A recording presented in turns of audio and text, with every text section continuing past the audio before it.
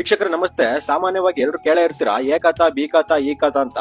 ಹಂಗಂದ್ರೆ ಮೂರಕ್ಕೂ ಇರೋ ಡಿಫ್ರೆನ್ಸ್ ಏನೇನಂತ ತಿಳ್ಕೊಳ್ಳೋಣ ಬನ್ನಿ. ಫಾರ್ಮ್ ನಂಬರ್ 9 ಮತ್ತೆ ಫಾರ್ಮ್ ನಂಬರ್ 11A ಅಲ್ಲಿ ಇಶ್ಯೂ ಆಗಿರೋ ಪ್ರಾಪರ್ಟಿನ ಎ ಖಾತಾ ಅಂತಾರೆ. ಕನ್ವರ್ಷನ್ ಲ್ಯಾಂಡ್ ಅಥವಾ ತಹಸೀಲ್ದಾರ್ ಗ್ರಾಮ ಠಾಣ ಆಗಿರೋ ಸ್ಕೆಚ್ ಗಳಿಗೆ ಹಕ್ಕುಪತ್ರ ಕೊಟ್ಟಿರೋ ಪ್ರಾಪರ್ಟಿಗೆ ಎ ಖಾತಾ ಕೊಡ್ತಾರೆ. ಎ ಖಾತಾ ಇರೋ ಪ್ರಾಪರ್ಟಿಗಳು ಸರ್ಕಾರದ ರೂಲ್ಸ್ ಅಂಡ್ ರೆಗ್ಯುಲೇಷನ್ ಗಳನ್ನ ಕಂಪ್ಲೀಟ್ ಆಗಿ ಫಾಲೋ ಆಗಿರ್ತವೆ. ಓನರ್ಸ್ ಗಳಿಗೆಲ್ಲ ನ್ಯಾಷನಲ್ ಬ್ಯಾಂಕ್ ಗಳಿಂದ ಅಥವಾ ಗವರ್ಮೆಂಟ್ ಸೆಕ್ಟರ್ ಬ್ಯಾಂಕ್ ಗಳಿಂದ home loans, building permit, trade license ಎಲ್ಲ ಪಡ್ಕೋಬಹುದು. ಫಾರ್ಮ್ ನಂಬರ್ 11B ಅಲ್ಲಿ ಇಶ್ಯೂ ಆಗಿರೋ ಪ್ರಾಪರ್ಟಿನ ಬಿ ಖಾತಾ ಅಂತಾರೆ. ಇದನ್ನ ನಾನ್ ಕನ್ವರ್ಷನ್ ಲ್ಯಾಂಡ್ ಹಾಗೂ ಯಾವುದೇ ಪ್ರಾಧಿಕಾರ ನಕ್ಷೆಗೆ ಅನುಮೋದನೆ ಇರೋದೇ ನಿರ್ಮಾಣವಾದ ಲೇಔಟ್ ಗೆ ಬಿ ಖಾತಾ ಕೊಡ್ತಾರೆ. ಗವರ್ಮೆಂಟ್ ರೂಲ್ಸ್ ಅಂಡ್ ರೆಗ್ಯುಲೇಷನ್ ನ ಕಂಪ್ಲೀಟ್ ಆಗಿ ಫಾಲೋ ಮಾಡ್ತಿರಲ್ಲ, ಅದಕ್ಕೆ ಇಲ್ಲಿಗಲ್ ಆಗಿ ನಿರ್ಮಾಣವಾಗಿರುವ ಆಸ್ತಿಗಳಿಗಂತಾನೆ ಇರೋ ಬಿ ರಿಜಿಸ್ಟರ್ ಅಲ್ಲಿ ಖಾತಾ ಆಗಿರುತ್ತೆ. ಇನ್ನ ಬಿ ಖಾತಾ ಇರೋ ಓನರ್ ಗಳು ಪ್ರಾಪರ್ಟಿ ಟ್ಯಾಕ್ಸ್ ನ ಪೇ ಮಾಡ್ಕೋಬಹುದು. ಆದ್ರೂ ಇದನ್ನ ಸೆಮಿ ಲೀಗಲ್ ಅಂತಾನೆ ಕನ್ಸಿಡರ್ ಮಾಡ್ತಾರೆ. ಇವರಿಗೆ ನ್ಯಾಷನಲ್ ಬ್ಯಾಂಕ್ಸ್ ಅಥವಾ ಗವರ್ಮೆಂಟ್ ಸೆಕ್ಟರ್ ಇಂದ ಯಾವುದೇ ಲೋನ್ಸ್ ಗಳು ಸಿಗಲ್ಲ.